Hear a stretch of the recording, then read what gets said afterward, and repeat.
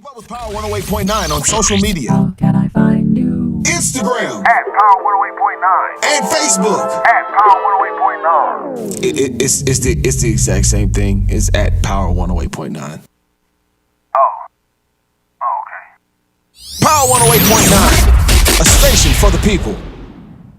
If you're a content creator, social media socialite, influencer, or simply love to record current events, you need the Joystick. The Joystick is an essential tool for every type of digital content creator. It holds 2 or more mobile phones or tablets, allowing users to stream and record hands-free on multiple apps simultaneously. And it's lightweight and portable. For more information or to purchase your Joystick today, visit our website at www.joystick.com.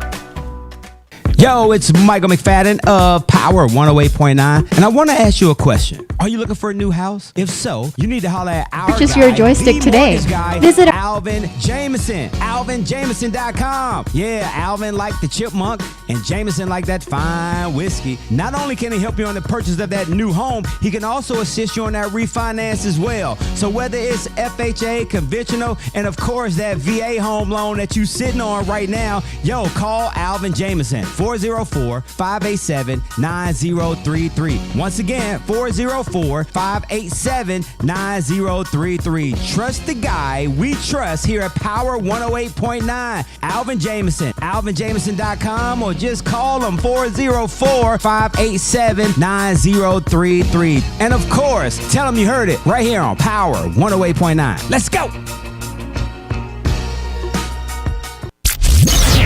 So people, if you've never been to Power 108, let me tell you something. It smells amazing. I don't know where the smell is coming from. It looks vacuumed. The microphone has definitely been sanitized. Okay, like this is a no COVID zone. Okay, this is a no germ zone. Okay, yes. I wanted to cough, but I'm We scared can do that surgery. if I cough, I feel like somebody's gonna come get me. It's gonna be like, Skr, come with me. Power 108.9, a station for the people.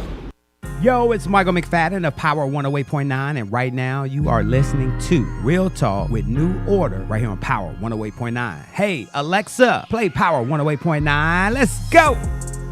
The opinions and views expressed by this program are those of the program host, and guest, and do not necessarily reflect the views of Power 108.9 and its officials.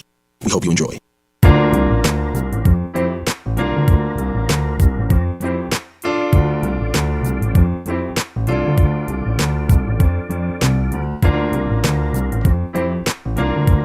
Welcome to Power 108.9 Real Talk with New Order.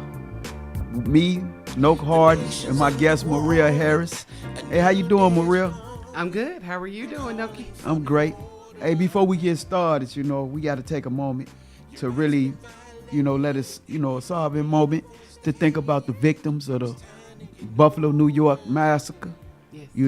Take a moment and, think about the people. So even though we didn't know them personally, these was fellow human beings that was in this world with us, and that was a tragedy, and to lose their lives like that over such nonsense, it's appalling. Absolutely, and I feel the same way. It was nonsense. It was senseless, and it was just how it played out and everything that was on TV and how everybody was saying. The one thing that struck me was to even say if it was something mental that he did. I think that was a travesty above it all. It was disrespect upon disrespect to those victims. Yeah. Well, a lot of things revolve around people's mentality. Mm-hmm. Or however they want to describe it. A lot of people have mental issues, but that's not an excuse for their crime. It's definitely not, especially when he had a, they call it a manifesto. Haven't read it, but said that he had a huge number of pages of a manifesto that depicted everything that he was planning on doing. So it was premeditated, and they know that. What is also appalling is getting in court the next day and saying he pleaded not guilty. Yeah. Now that struck me. I kind of think about it, if you did the crime, you was caught, when you get in court, why don't you stand up in what you did? Just stand there and just say, hey, I did it. and I'm guilty. Right. That's the part where the victim family called him a coward. See, Yeah. now you're a coward. Now Yeah. you trying to hide your hands. But I want to ask you this because I don't know if you seen the video. You know, he had a go camera, a cam. No, while I he was didn't going see it. around. Yeah, it's a video. And, you know, I mean, I'm not saying for you to watch it Sure. or anything like that, but I'm just bringing it to your attention. You know, that it's a video that's going viral. And he was intentionally or meticulously Sure. picking out his victims. Everything was just strategic for him. And- Just and- like it's been for the rest of them that does these massacres and Dylan Roof and all the rest of them. All of these things are it's strategic. Yeah, the point I'm making is when he pointed the gun at a white woman. He said, "Oh, sorry, excuse me, apologize." Wow. That he had the audacity to offend this white woman. Didn't see that. Yeah, That had to be. I'd probably be kind of shook if I was to Yeah. see something. You're gonna pick and choose whose life you're gonna take. Yeah, that's what he was doing. Wow. You know? That's saying something. Yeah, his whole intent was not to kill nothing but particular type of people. Having this conversation with a really good friend of mine, not going to reveal who he is, but if he's listening, he'll know it's him, and he doesn't mind me repeating this. And he is a Caucasian gentleman, and he told me about this. He said, I've heard a lot about how it's going to start being massacres out here. And if you're black, he said, you better be on the lookout. And I'm sitting there talking with him, and I'm saying, I mean, is that a threat? He said, no, I just want you to be careful. There are people that gathering with the intent of taking out black people, and that's sickening. But you know, we can't be surprised and shocked. Oh, definitely not. Because they had already showed it to us when they had intent on taking over the Capitol. Absolutely. They was flexing they testicles at that time. Walking around with guns, AKAs, all of these huge rifles, and I think about this all the time. If it had been another nationality, how completely different that would have played out. They would still be picking up brain fragments off those steps. I tell you not today. It's appalling, and it's ugly when you think about it. Yeah. Well, you know, we dealing in a type of society, and this is the reason why our activism, you know, is so necessary. Yes. You know, but we live in a society where these militias, they can gather and use the constitutional affordability, you know, to mount these type of attacks because they've been preparing for it for years. I heard something today talking about police force. That is the biggest gang it is out there, government gang it is out there, and they have immediate the immediate notion to take a life or to spare a life. They can walk up on you and assess a situation and completely say, I was threatened, and take your life. Now, in the court of law, the judge can take your life after he sentenced you or whatever like that. But I'm talking about taking your life where you no longer exist. It lies in the hands of police officers. And if they don't have the training, and I digress about this training because I don't think it has anything to do with training. It has to do mainly with the respect of human life. And that's all it is. If you respect one man to another, you're going to spare that life, or you're going to try to make it to wherein that you are doing the best that you can to sustain that situation and everybody get away. Everybody's life is intact and everybody get away okay and safe, whether the person goes to jail or not, but they live to see another day. But when you just take a life haphazardly, or whether it was done you thought about it or whatever. I know they always say, it's in a blink of an eye, you have to think about it. But some people go on the scene with the intent of, this ain't gonna work out. I'm not gonna think about this. If they get the call, and if it's a rough situation that they don't know they're going into, and they just know then that what they're gonna do. I really honestly feel that. Yeah. Well, I know it's kind of like, maybe a theory in my mind, where those of us human beings, Sure. who have the potentiality to take any form of life, whether it's a ant, a rat, a roach, you know what I'm saying? I think these things start off, harmless, but and we don't even look at the fact that we taking life. Mm-hmm. You know what I'm saying? But I think that it's and that's the reason why the psychologists and the other peoples who gonna try to pick his brain and try to figure out what led him down this path.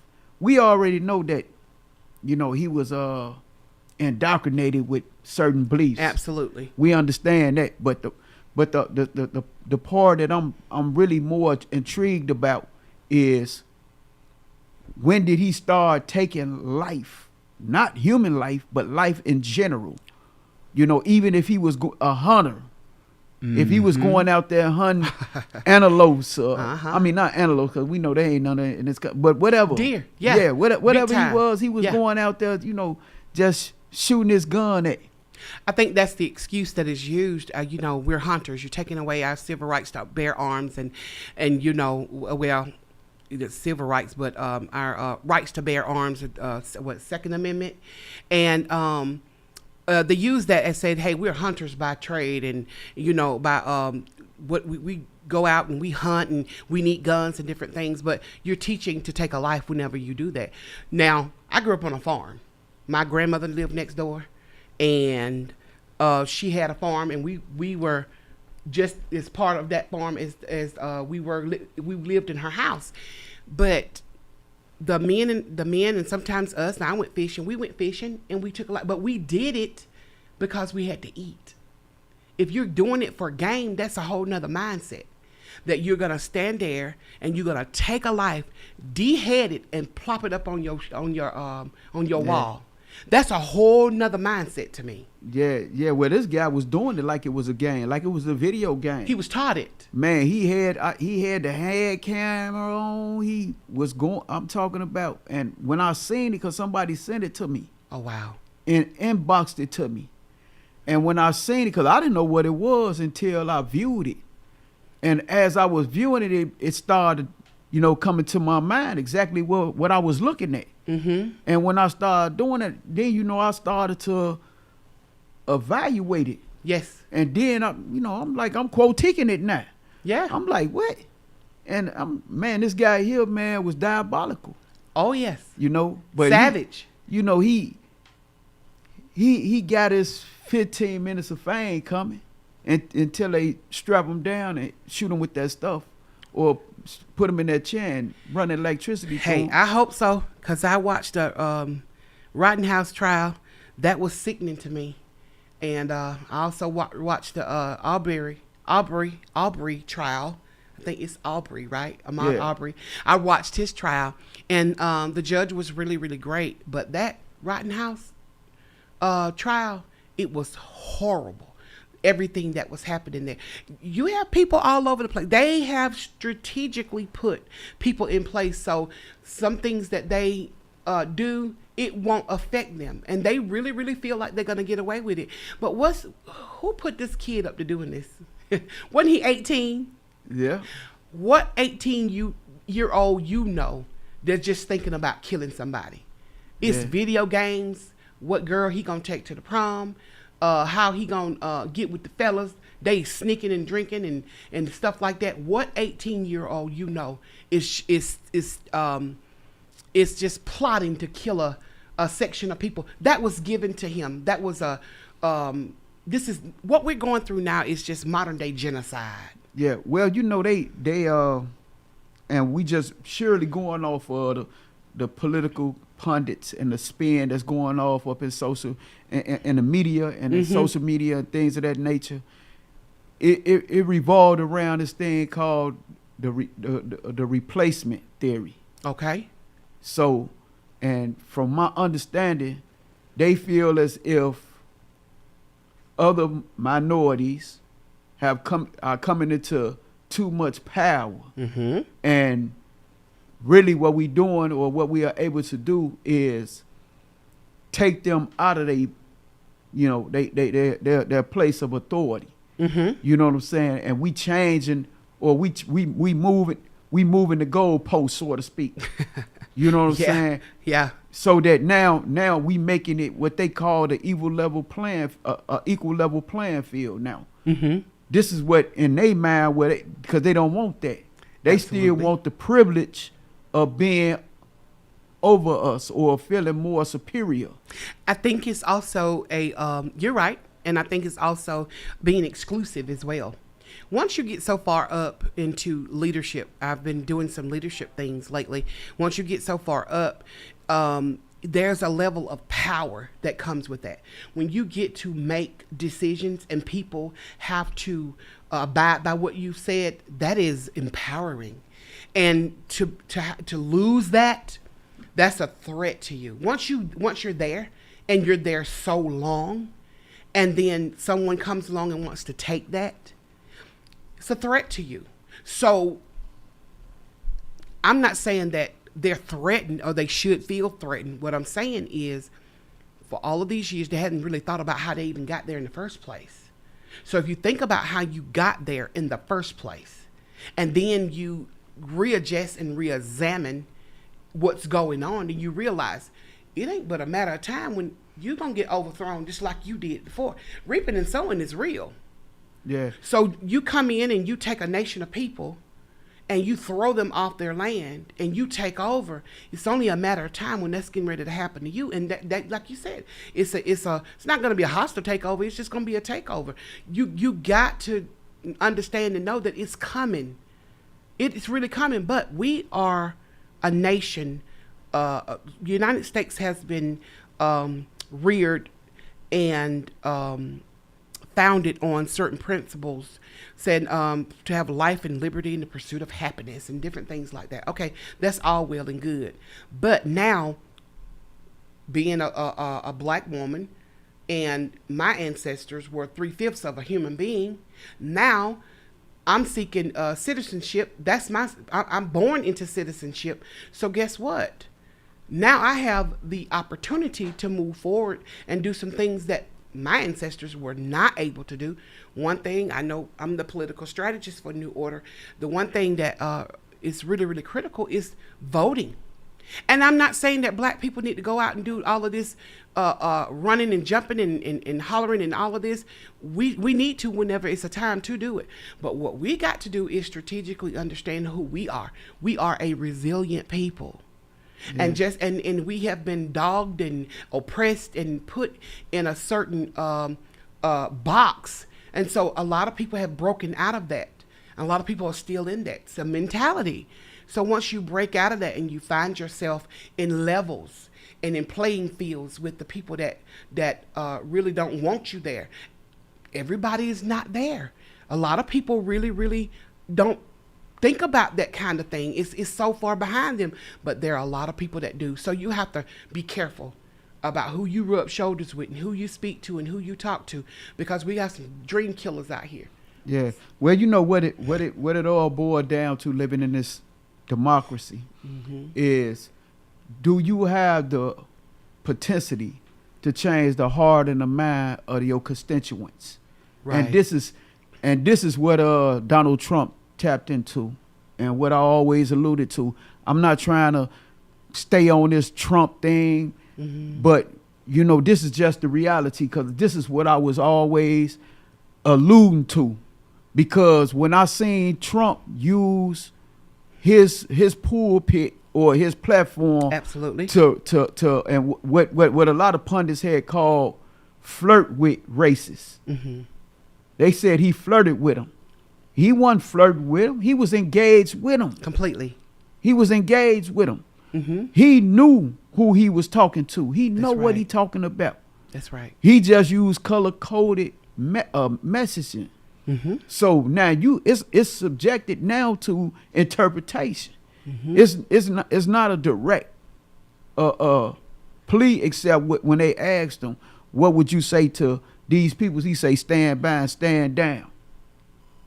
You know, he gave them he told them what time it was, and this was right before they stormed the White House. Sounds like a dictatorship to me.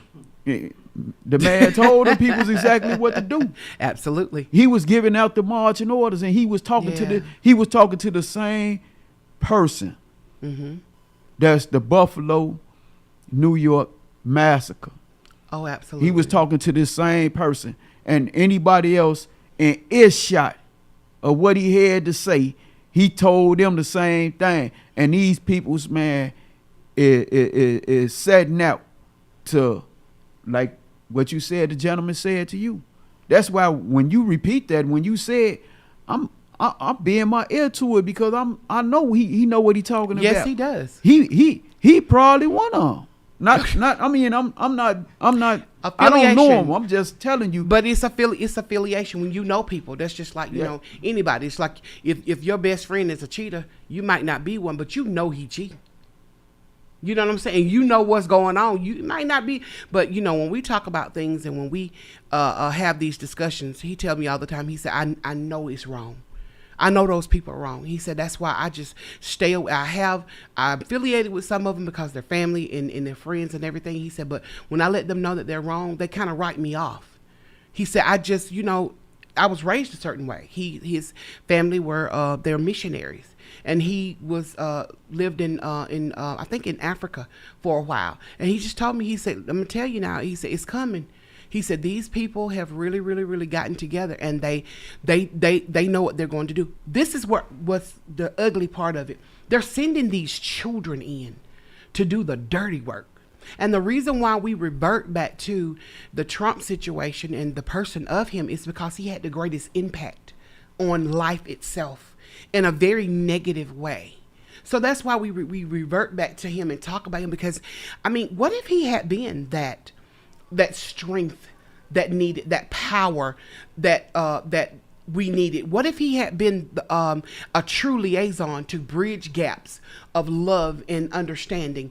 Whether he was Republican or Democrat, it doesn't matter. What you do is you gravitate towards the person that's trying to have a cohesive measure with life itself. We can't not live in this world without each other. I can't exist without people. Right, and you know, I get your point. Sure. But I'm gonna be honest with you. All right. We can't rewrite history. Absolutely, we can't. Hey, I get your point, but that's not. I did say what if no. Yeah, I know it. But we gonna what if if I had 300 billion. No, but for real, in all honesty, because because real talk. Real talk, yeah. Oh, it's absolutely. real talk. So I got to keep it real with you. You know, we just got to know who we dealing with and what we dealing with when we dealing with people, regardless of race, color, or creed. There you go. Absolutely. Or preference, religious preference, whatever. Right. We got to know who we dealing with and what we dealing with. Mm-hmm. And then we gotta make the necessary arrangements, you know, to deal with the confrontation. Mm-hmm. You know what I'm saying? Because like your man told you, he said it's coming. Yeah, it's coming. So to be aware is to be alive. Absolutely. You know? And I make the necessary adjustments even for my life. What we have to do, people of anybody, just make sure that you know your surroundings. Make sure when you go out, you're not going out at night. That you can go out at night, but make sure people are with you. Let me just recant that. Make sure people are with you. Make sure you know what's going on. Make sure you let somebody know where you're going. Right. Make sure you know the peoples you with. That's right. You know, make sure you conscious of everything and everybody. You know what I'm saying? Because you know evil have no preference. No, it doesn't. You know what I'm saying? We just can't sit up here and say, oh, because this a black person, this, that. they're victimizers too. You Yep. know what I'm saying? I'm not trying to say that excuse this clown. Right. I'm not saying that he deserved to get everything he got coming and some. And some more. You know what I'm saying? Because what he did, ain't gonna be forgiven, and we can't give him no sympathy. You know what I'm saying? I mean, I wish it was within our powers to go ahead, take him and just go ahead chop him up, and go ahead get rid of him. You know what I'm saying? Because this is what he deserves. He doesn't need to see the light of day. You have to be some kind of asinine person. Not saying mental ain't got nothing to do with it. I know a lot of people that suffer from mental health, and it gives them a bad name. when Right. you See say what that. the point I'm making. The opinions and views Maria- expressed by this program are those of the program host, and guest, and do not necessarily reflect the views of Power 108.9 and its officials. We hope you enjoy. All right. Look, the point I'm making, Maria, Yes. is that his arrogance, his arrogance to get off up into that police car, going into the courtroom, and everything that he demonstrating right now, showing that he most definitely was wrong for this world. He don't have no humanity in him. Heinous. The word, I think they call it heinous. The heinous Heinous, act. yeah. Yeah. It goes beyond me. I really, really don't know what kind of person, but I'm gonna tell you something honestly, and it goes back to what I said before. This young man was groomed. I ain't gonna say he a young man. This thug was groomed, and he was told to do what he did, and he probably was told that it's gonna be okay. You're gonna get away with it. If you knew right now today that you could go outside and shoot up a bunch of people and you get away with it, and you've been told that you could go on and do that because they deserve to die, because they're trying to take your life, they're trying to take your wife, they're trying to come at your wife, you're gonna do everything to try to protect that. But see, his thing is they're talking about trying to take over a nation of people. You're Right. trying to protect the nation of people. What are you talking about? Well, actually, what they did to recruit him and get him where he at was they gave him an ideal, a vision, and told him, this is who you are, this is what you're gonna be, and you're gonna be perceived as a great liberator. Yeah. You know what I'm I saying? believe that. A patriot. You know, here it is. They didn't gave him something to probably Aspire. inspire to. You know what I'm Yes. saying? And this is what, and he really thinking that, this gonna make you great in this world. Did you see the other day where the guy, he was another Caucasian young dude. He was walking around, forgot what city, didn't write it down, sorry y'all, and he was sticking people with needles, hypodermic needles, black people, and someone told, I guess, called the police, and when they got him, he had a bag full of hypodermic needles, walking around sticking people with him, and they had cops surround him. He was on the ground, crying, face all in the ground, crying. They're grooming these young boys to do these heinous things, and what I want to know, who's telling them? It had to come from somewhere. That young man, that young boy, that guy did not think of that himself. And these older gentlemen, we ain't call them gentlemen, these thugs, they are grooming these children to take life, and then they're at home. The Ahmaud Arbery situation. They were gonna get away with it. And he thought that they were gonna get away with it. Yeah. And then he brought out the video, and they was like, no, that's murder. They had the proper peoples in place. It's just that you had some peoples, man, that pushed back. You had a Right. community. You had a community that rose up and said, we are not gonna accept it. Right. You know what I'm saying? And this is what New Order and other organizations like your Black Lives Matter and there's probably a host of other ones that I don't know personally, but this is the reason why these organizations are so paramount, because you need to have voices to to illuminate exactly what's transpiring. Right. Because a lot of times it get lost in the noise. you Right.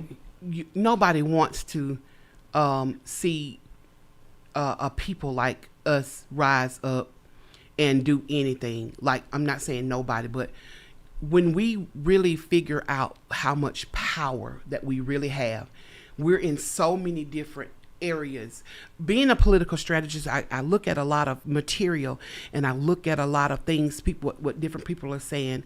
The Honorable Farrakhan, I think that's how you say his name. Yeah, the honest minister. Minister Louis Farrakhan, Yes. with him, beautiful when he walks out and he speaks out beautiful words of encouragement, but he keeps it very, very real. And we have so many people out here that's saying all kinds of things, but what we're going to have to do is collectively get together and really get some different stakes have to come together and get some things and put it in place and not have so many different things going on. We're going to have to get on one accord. Yeah. Everybody's not going to agree with everything, but at least we can come up with a consensus of what we do agree with. And I agree. But since you mentioned the minister, when I must pay homage to him. But since you mentioned the minister, they'll portray the minister like this guy, Mm-hmm. and the minister ain't never did nothing he did. That's right. You know what I'm saying? Ain't never did no act of violence. Ain't never hurted nobody. Ain't never pulled a gun on anyone. I don't even think he owned a gun. But they'll portray him as the great divider. Yeah. You know what I'm saying? But here it is. These people's actions demonstrate what you calling this brilliant man, this great man, what this man have brought to us as a race of people. You know what I'm saying? And the only thing he trying to get us to understand is to be conscious and focus on the same thing we talking about right now. Because these things, we would have been able to see these things coming. Mm-hmm. Like myself, for instance. Like I said, I'm aware. I think I'm so-called woke. You know what I'm saying? I don't think Yeah. I'm sleep. Yeah, I you know what's woke. going on. I think I'm woke. Yeah. I think everything I feel is tangible. I can feel this. You know what I'm Right, saying? So right. the point I'm making is, if we able to hear our people and listen to them with the truth, I'm talking about the real, the truth of what they saying, their message, in order to just disagreeing. Mm-hmm. You know, I know we want to love everybody, and it ain't nothing wrong with loving everybody. You know what I'm saying? But we got to live up there and create a love for, at least for ourselves. So when we see these 10 people that lost their lives, we can have a degree of sympathy. You know what I'm saying? And compassion. Yeah. And I think, for one thing, you said love. Love doesn't mean that I have to be a doormat. Love just means that I have to give you a certain part of me, and that part of me is respect. That's what love is. And love is the motivating factor that allow us to move in a particular direction. You know, just like we love our children, that's what propel you to cook, Right. clean, Right. change diapers. Yes. You know, get milk. Uh-huh. You know what I'm saying? Hold them. You know, console them. Yes. All these things is motivated by love. That is compassion. also, right. Love is also truth. It's and sometimes love is transparency. You can't be transparent to a lot of people, because a lot of people take that and they use it against you. But we have to understand what level of love and what kind of love that we give to each other, which is cool. But we also, I think, for the most part, we as a people have to understand that a lot of times we're basically saying the same thing. We're saying the same thing, just in a different way. And if we come together and cohesively make some decisions of how we're going to move forward, then I think we're going to be okay. We're in so many different places. And another thing, fear has gotten us as a people as well. A lot of us, now I thought about this before I came up here, so I said I was going to say it. There's a lot of us that have made it. They think, I got a good job. I got live in a nice home, and I drive nice, and I do well for myself. Those people in our black folks, I didn't want to say that, y'all, but a lot of those, it's a level of fear, because if I speak out, I'm gonna lose something. And that's what I see whenever I talk to people, prevalent people, prominent people, people that have platforms that they can really, really speak out. They're not going to rock the boat. Oh, you know how much it took me, how long it took me to get here? But on the other side, those people are the ones that speak out. Because they've gotten there, and they know that hey, I'm prevalent, I'm up here, and I've gotten it where I am, and I'm okay. That's where that privilege and that entitlement comes from, because I've made it, I'm out here. But guess what? I know that everybody white ain't rich and everybody black ain't poor. And I know that we got a long ways to go before we get things together. All right. Well, right now we got to take a little break. We gonna come right back, and you inspired me to come up with another train of thought. I can't wait until we get back. Yo, what's going on, y'all? This is Malik McFadden, and did you know that you can listen to Power 108.9 24/7? Just visit the website power1089.com, or simply say, Alexa, play Power 108.9. Yeah.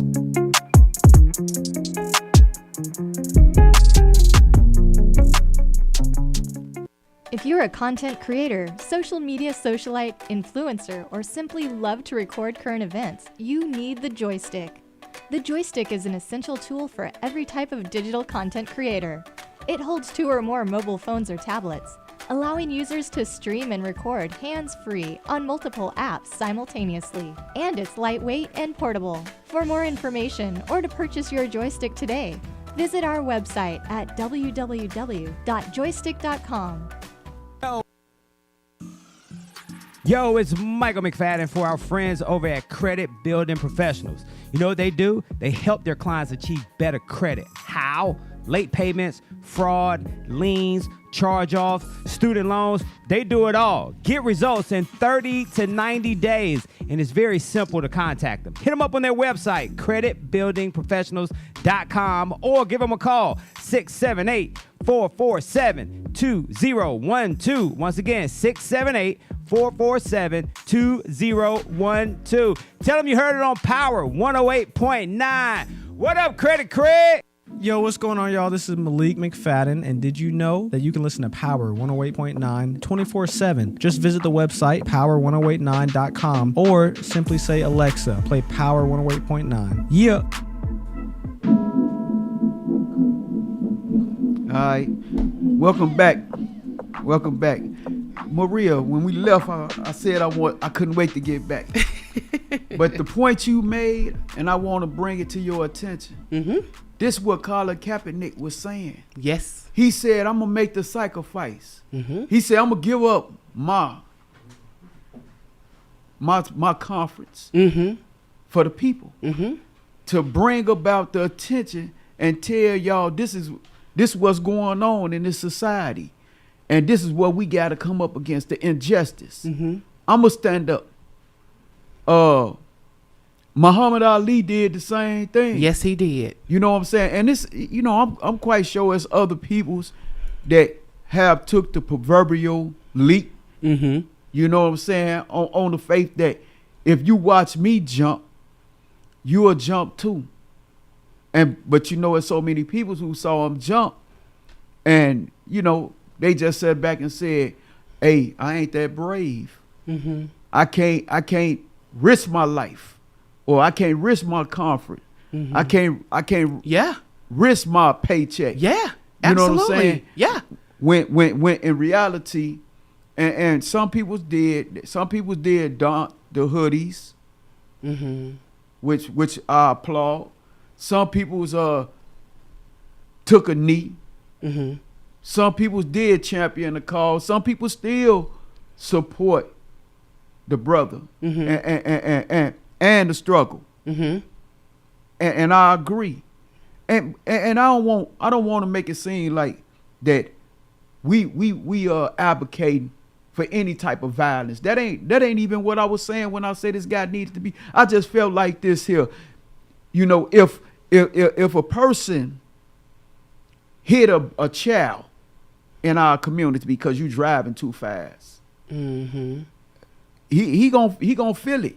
You know what I'm saying? Yeah. Because you ain't got no business with these kids out here playing, driving through these streets like that. And if you take the child life, then you know a lot of times, you know, they may not survive. Yeah. You know what I'm saying? I'm Yeah. just being honest with you. This real talk, so I'm talking real. Yeah. Now, the point I'm making with this individual who took these 10 people's lives, and he didn't just take no ordinary people's lives. I'm just, you know, and any life is just as important as any other life. But what I mean is some of these women and men was elderly. Yes. You know what I'm saying? Some of them couldn't even defend themselves if they wanted to. And this is why I feel like the audience called them cowards and wanted to confront them with their anger.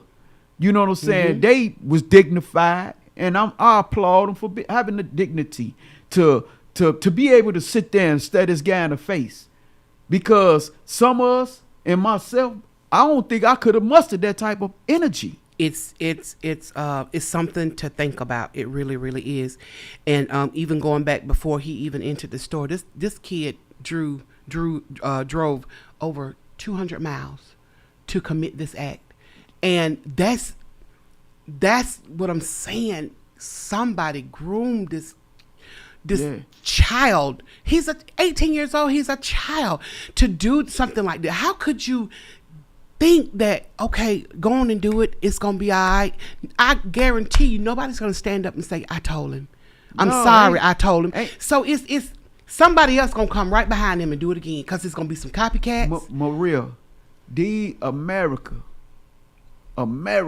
and her jealous intent have went all around the world to bring peoples to justice, groups of people, whole countries. But they ain't gonna hold number one person accountable. And I agree with you. He probably had all kinds of collaborators. I don't know if the FBI gonna comb through his phones you know, go all through his house and ransack his mama's kitchen. Just like Rittenhouse, his mama should have been brought to justice just right with him. She should have paid for what she did. How she drove him. See that? Drove him to another state with a gun. Well, you know, these peoples are complicit on so many levels. And that's the point I'm making. It's people that are complicit on so many different levels that and they know how to tailor their conversation to make them look innocent. To make them so they can avoid any accountability. The news anchor, one of the news anchors said right after he was caught that he was mentally incompetent. He's 18-year-old. They're not mentally competent to make decisions. Now, I mean, it came from somebody that had nothing to do with him. Yeah, but see what he did. Like you said, everybody's complicit. What he did was gave him a life preserver. There you go. Threw it out there. Go ahead, get this life preserver. We're gonna save your life. You know it's what I'm so saying? sad. But it's man, so sad. Here it is. If all other criminals, they get colored. They get colored. When they do heinous act like this against people, they get painted with the most harshest words that the human mind can conjure up. Hey, they're savage. Let me think about this. Now you calling them a child. You calling them all kinds of. Everything that they said about the Indians, that's who they were. They called them savages, but they were the savages. They called young black boys thugs. They're the biggest thugs it is. But I'm gonna tell you something. Talking about this, it's nothing gonna happen just talking about it, guys. I'm gonna tell you how you start making changes and how you get changes. The very first thing we got to do is we got to start voting. You got to start paying attention to what's going on out here in the world. Like Noak said, you got to start paying attention and listening.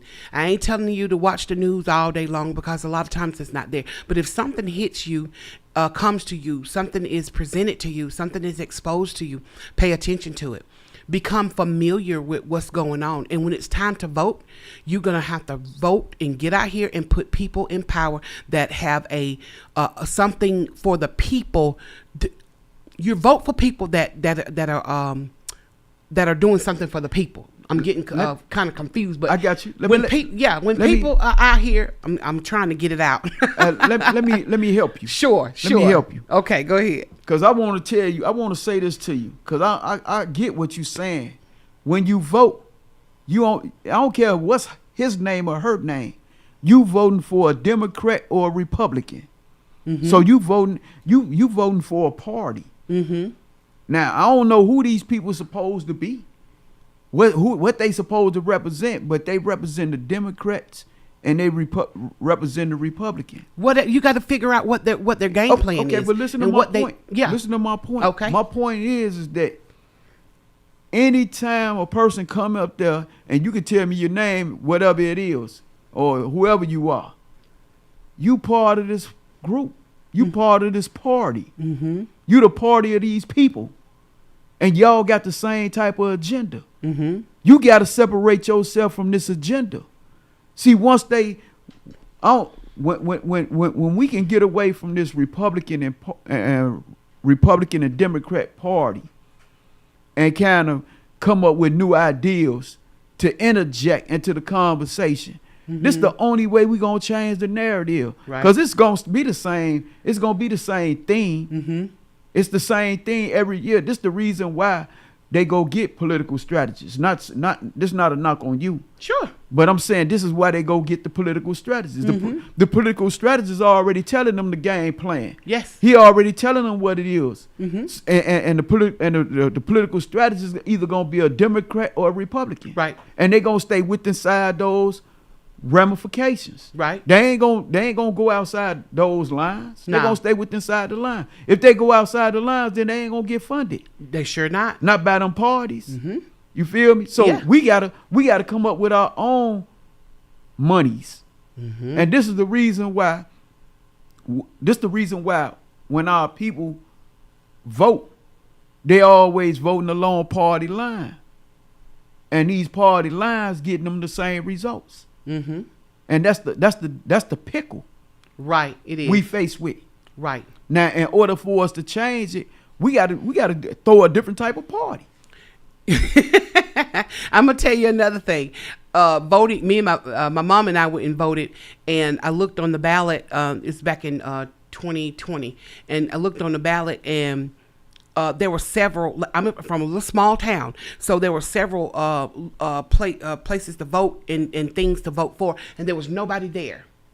And what happens is a lot of people skip over those little offices and stuff, and the incumbent stays there. So this person has been voted in when he was 25, 30. He's 65, and he's still there because nobody really thinks about the small things. It's the small things. Become familiar. Everybody needs to go on Vote 411. And when you log on to Vote 411, it tells you everything. You put your demographics in, it tells you everything that's going on in your area. And I'm not saying become familiar, but if it's something that nobody is going for, stand up and go put your name in the pot to be voted in for something. Don't just sit back and chill. Guys, we need somebody on every. I ain't talking about black people. I'm saying people that are for people. We need people that thinks about people, that thinks about the progression of people, that thinks about the love and the kindness of people, have compassion for people in these offices. Not people that's going to take their platform and their role and they'll become power struck. Some people get in those roles and they think that they're above everybody and they start treating people bad.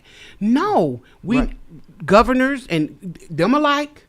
Right, and I agree with you, Maria, but what you got to understand is once these people are voted in office, they voted in office and they represent their party. Yeah. And they stay within inside that framework. Also, I wanted to say this here, is that these so-called laws that they create that you alluded to when you were saying that we need to listen to. We do. This is the reason why you have all these bizarre laws that come up. Playing your music too loud, because they know our children is accustomed, or we, because I like playing my music loud too in my car. You know what I'm saying? They see that our peoples is accustomed to listening to our music loud. You know what I'm saying? And don't want to turn it down. Now, if I come through here, I come through the battery, I'm turning it down. I don't want that unwanted attention, because the expectation has been set. Yeah. Not only that, you gonna get targeted anyway, because absolutely because right. see, you already said now you one of them, and I am. I'm one of them. I'm one of them people that like loud music, but I become one of them because I'm one of the ones that you don't like. You don't like these young people because they play their music too loud. So I'm one of them. But we don't understand that these bizarre laws come into play when we absent voters. Right. You know what I'm saying? Yep. Even now, I don't sag my pants now. I don't do that. Hey, I don't want y'all to see my underwear. I mean, they clean, but they ain't. That's just needless. Hey, look, man. Yeah. I don't like that. Not only that, I'm a soldier. Yeah. I don't know soldiers go to battle without a belt. How you gonna fight with your pants and you can't keep your pants up? Yeah. So that ain't never that's something I could never rock with. You know what I'm saying? I don't even see how a person can even prepare to. You can't even escape nothing. If the Buffalo shooter came and started shooting, how you gonna run? With your pants sagging. You gonna have to try to hold your pants up, man. Hey, look. I'm hoping that a lot of that stuff is just fads and stuff. Like somebody was talking about, one of the rappers was saying he don't do the tattoos because it makes people look like they're thugs and different things like that.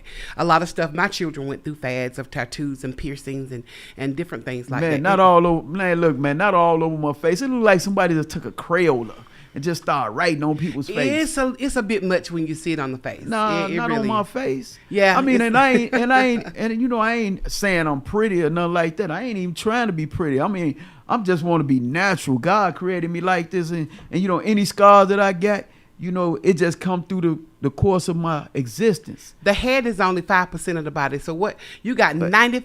You got 10. You got 80. What is it?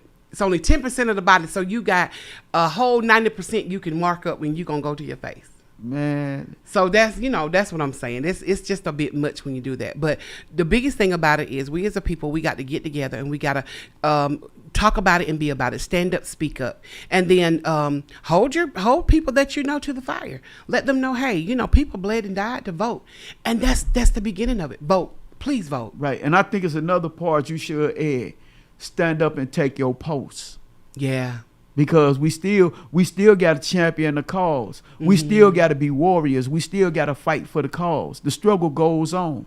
It ain't stopped because Frederick Douglass ain't here no long. See, Frederick Douglass did his part at his time. And now it's our time. Martin Luther King did his part. That's right. We pay homage to these brothers and sisters because they did their part.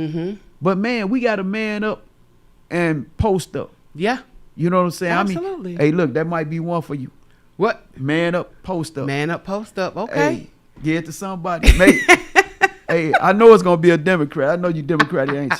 I am. I actually libertarian by way of Democrat, because whenever you don't have enough people that's in that party, then you split the vote.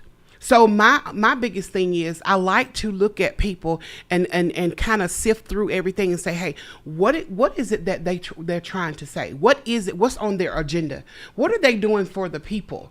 And that's why I vote. I mean, not no particular party, but I know it's not expedient for me.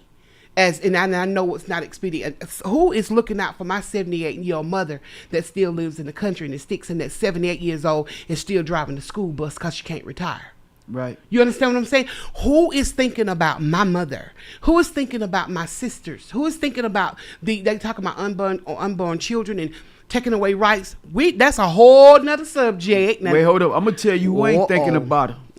Them people that sending all them $1 billion to Ukraine. See, them same people that sitting up there, man, harvesting all the Similac. All right. You know, And all the people's, man, that's sitting up there allowing Donald Trump and his cronies, man, to steal all the taxes or not pay taxes.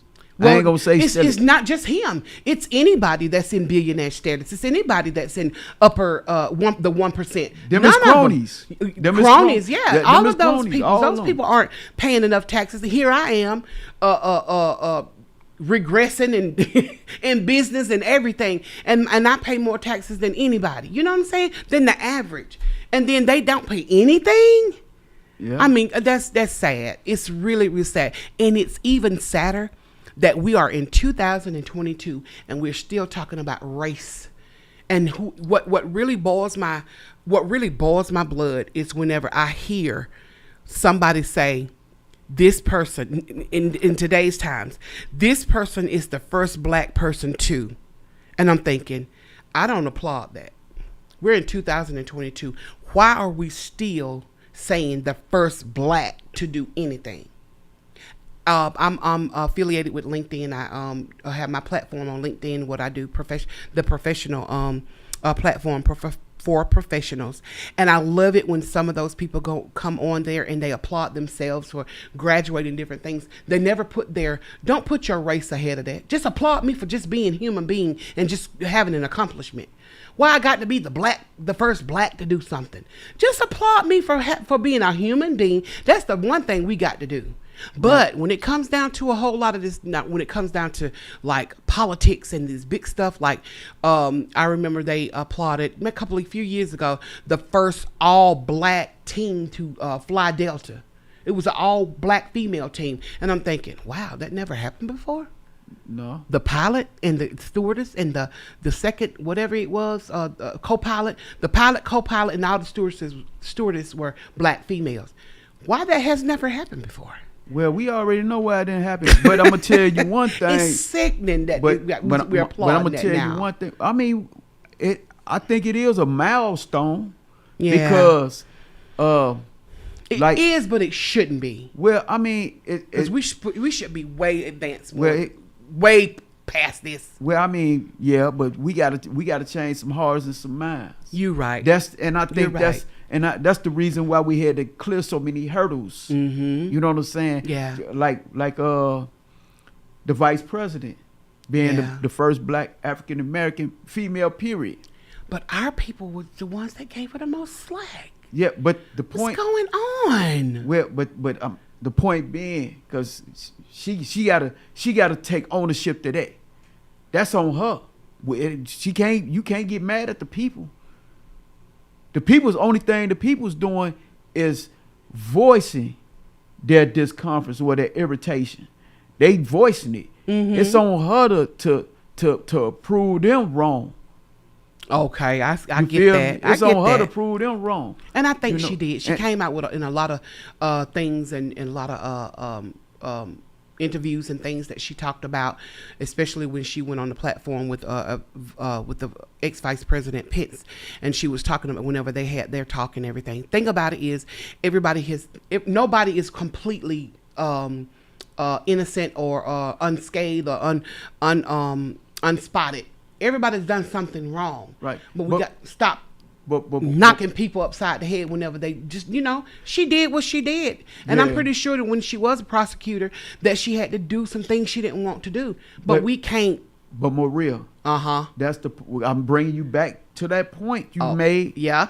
With the cabinet situation. Uh-huh. She could have made the sacrifice as well. I'm sure it was things that she knew what was transpiring and close the eyes to, close the ears to. But I mean, that's neither here nor there because I can't prove it. Right. The point I'm making though is that it's on her. Regardless of whatever choice she made it for her. Right. Now, we asking her to make a choice for the people. But what are we making? What do we want?